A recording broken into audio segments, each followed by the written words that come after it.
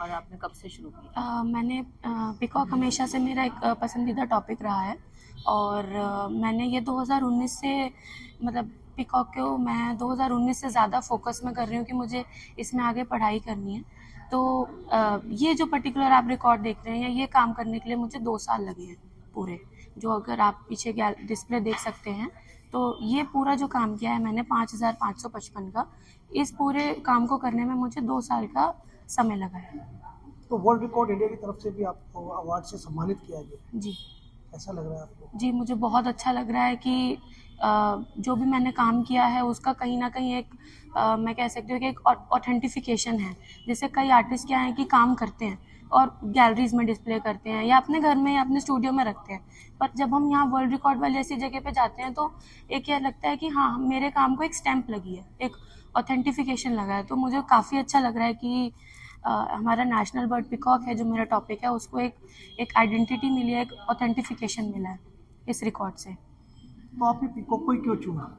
Sir actually peacock मेरा बहुत favourite subject था स्टार्टिंग से ही। मैं बहुत फैसिनेटेड थी पीकॉक को लेके। और क्या है कि पीकॉक हमारा राष्ट्रीय पक्षी है, ठीक है। और पीकॉक क्या है हर रिलीजन में माना जाता है, जैसे हिंदुइज्म में और जैनिज्म में, क्रिश्चियनिज्म में, सब जगह पीकॉक को बहुत माना जाता है या उसके पंखों को बहुत माना जाता है, चाहे विद्या के रूप में हो, चाहे घर की खुशहाली के रूप में हो।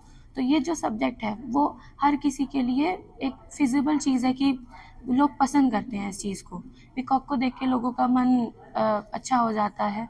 तो मैंने यही सोचा कि एक ऐसी चीज़ बनाऊँ जो कलरफुल भी रहे, अच्छी भी लगे लोगों को, और कल को अगर कोई खरीदे भी तो उसको अपने घर में लगाने के लिए वो चीज़ अच्छी लगे। तो बात करें पेंटिंग के साथ और क्या क्या आपने कलाकृति की है जिसके अंदर ये दर्शाने की कोशिश की है कि पीकॉक पीकॉक पीकॉक ही है? खासकर बात करूँ ज्वेलरीज की। ज्वेलरी पे सर मैंने कलर करे हैं, जैसे कलरफुल, या फिर मैंने ज्वेलरी के अलग अलग मोटिव्स लिए हैं। बेसिकली क्या है कि जो भी मेरी पेंटिंग्स हैं वो कहीं ना कहीं किसी न किसी फोक आर्ट से इंस्पायर है। इंडिया में विभिन्न प्रकार की 52 टाइप्स की फोक आर्ट्स होती हैं। तो उस फोक आर्ट में से मैंने कहीं ना कहीं गॉन्ड के मोटिव्स को लिया है कि पीकॉक गॉन्ड में कैसे बना हुआ है, मधुबनी में कैसे बना हुआ है। तो वही सेम चीज़ आप मेरी पेंटिंग्स में भी देखोगे और मेरी ज्वेलरीज में भी उसके कुछ पार्ट देखोगे।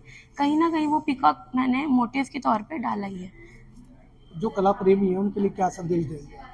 सर कला प्रेमियों के लिए यही संदेश है कि आप काम करो, जितना आप कर सकते हो उतना काम करो, अपनी क्षमता के अकॉर्डिंग आप काम करो, और कहीं ना कहीं उस काम को आप एक प्लेटफॉर्म दो, चाहे एग्जीबिशन करके एटलीस्ट आप दुनिया को दिखाओ भी। मेरे भी नोन में कई ऐसे बहुत सारे कलाकार हैं जो काम करते हैं और अपने घर पे ही रख देते हैं।